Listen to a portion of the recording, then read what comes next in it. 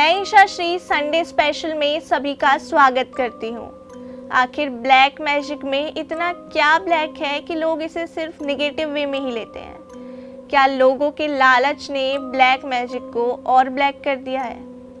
इन सवालों के जवाब इस वीडियो के एंड तक हमें ज़रूर मिल जाएंगे, पर अभी टॉपिक वहीं से शुरू करते हैं जहां से पिछली वीडियो में ख़त्म किया था।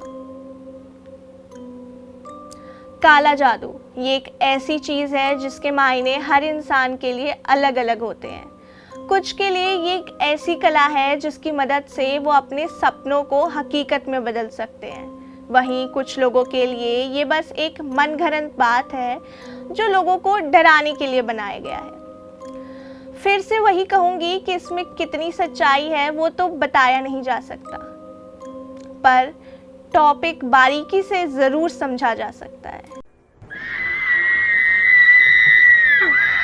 जब हम काला जादू के बारे में बात करते हैं तो हमारे दिमाग में एक नाम ज़रूर आता है, जो कि है वुडू।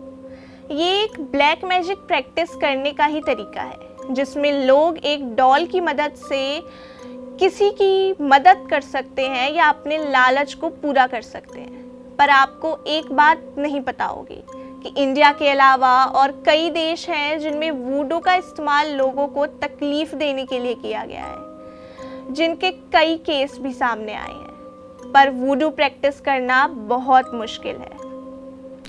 शायद यही कारण है कि लोग ब्लैक मैजिक प्रैक्टिस करने के आसान से आसान तरीके ढूंढते रहते हैं, और उन्हीं में से एक तरीका है ओइजा बोर्ड। ये गेम बनाया ही उन लोगों के लिए है जिन्हें डार्क मैजिक प्रैक्टिस तो करना है, पर कई साल की कड़ी मेहनत नहीं करनी, बल्कि चुटकियों में सीधा रिजल्ट देखना है। पैरानॉर्मल चीज़ों को एक्सपीरियंस करने के लिए ही लोग ओइजा बोर्ड को खेलते हैं, और इसमें भी ऐसे कई केस हैं जो हमें पैरानॉर्मल चीज़ों की तरफ और ज़्यादा आकर्षित करते हैं। और उन्हीं में से एक केस है जो अभी रिसेंट ईयर्स में हुआ है और काफ़ी फेमस भी हुआ था, जिसमें एक लड़की की लाश होटल के वाटर टैंक में मिली।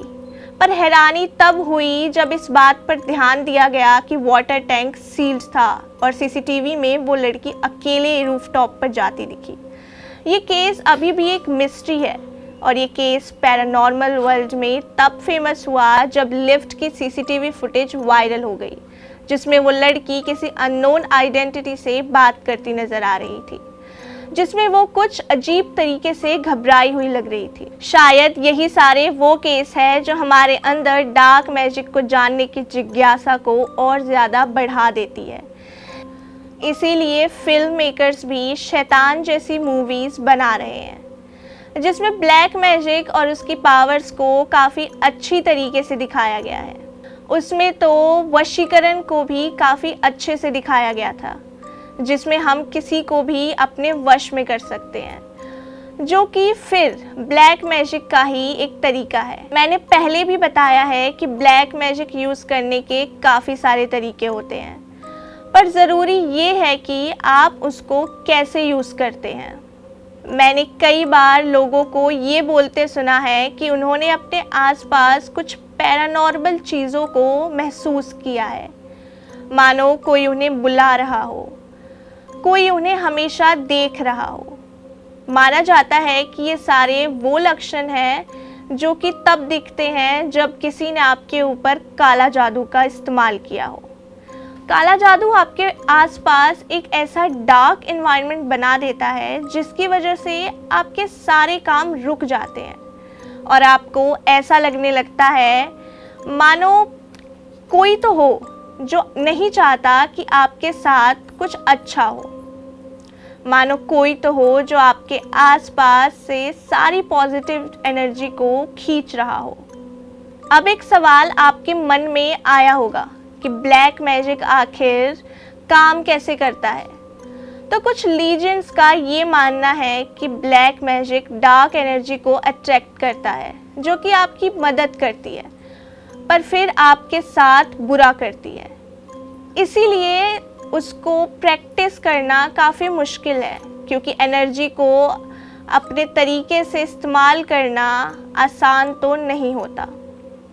ये डार्क आर्ट हर किसी के लिए नहीं है, और ना ही हर इंसान इसको यूज़ कर सकता है, क्योंकि लोगों में अब वो पेशेंस ही नहीं है जो इस आर्ट को सीखने के लिए चाहिए, जो कि मयंग गांव के लोगों में उस समय पर थी। और फिर अब लोगों में लालच इतना ज़्यादा बढ़ गया है कि इसको सीखने वाला इंसान इसका गलत इस्तेमाल ही करना चाहेगा। बस अभी 12th खत्म हुई थी और अब आधे से ज़्यादा टाइम ये सोचकर निकाल देते हो कि which career to choose. Well, in that case I got you covered. ये वीडियो एंड तक देखना, क्या पता I will just make up your mind. You must have thought of कोई बस ऐसा कोर्स मिल जाए जहाँ अनलिमिटेड जॉब ऑप्शन हो, क्योंकि मैं भी यही सोचती थी, जैसे कि journalist, news anchor, radio jockey, screen writer, video editor, event manager, graphic designer, सिनेमैट, photographer, director, public relation officer, entrepreneur. In fact इन सबसे भी ज्यादा जॉब ऑप्शंस चाहिए। तो just choose BAJMC as your career. BAJMC is not just about theory but plenty of practical knowledge too. BAJMC as a course आपको provide करता है world की better understanding, meeting और working with people of top notch industry। और सिर्फ यही नहीं, BAJMC as a course आपको help करता है to grow personally and professionally too. So what are you waiting for? Choose BAJMC, क्योंकि इधर आपको मिलेंगी endless possibilities। पर लोग इस बात को नहीं समझते हैं कि ये आर्ट उनके लिए नहीं है, और इसे सीखने के लालच में कुछ फ्रॉड्स लोगों के बीच फंस जाते हैं और गुनाह कर बैठते हैं, जिसकी वजह से उन्हें जेल भी जाना पड़ता है। काले जादू के नाम पर किसी इंसान या जानवर को नुकसान पहुंचाना सिर्फ कानून के नज़रों में ही नहीं बल्कि इंसानियत के नज़रों में भी बिल्कुल गलत है। पर फिर भी कुछ लोग अपनी जिज्ञासा को शांत करने के लिए तो कुछ अपने लालच को पूरा करने के लिए सारी हदों को पार कर देते हैं और इंसानियत हैवानियत के बीच की रेखा को लांघ देते हैं, जिससे उनका तो नुकसान होता ही है, साथ ही साथ एक मासूम को भी तकलीफ होती है। यहाँ पर मेरा सवाल ये है कि ब्लैक मैजिक यानी कुतंत्र गुड मैजिक यानी सूतंत्र से ज़्यादा फेमस कैसे हो गया?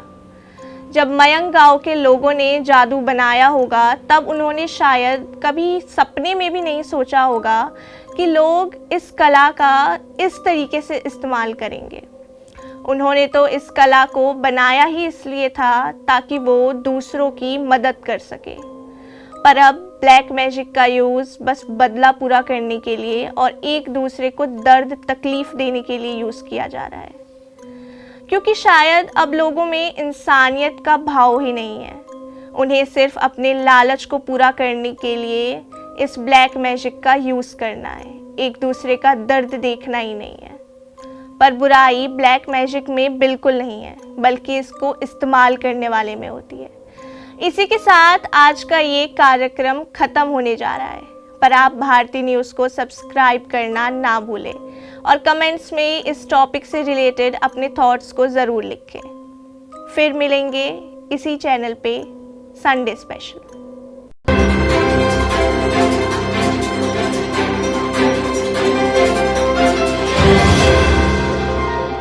भारती न्यूज़, सीधा, सटीक और निष्पक्ष।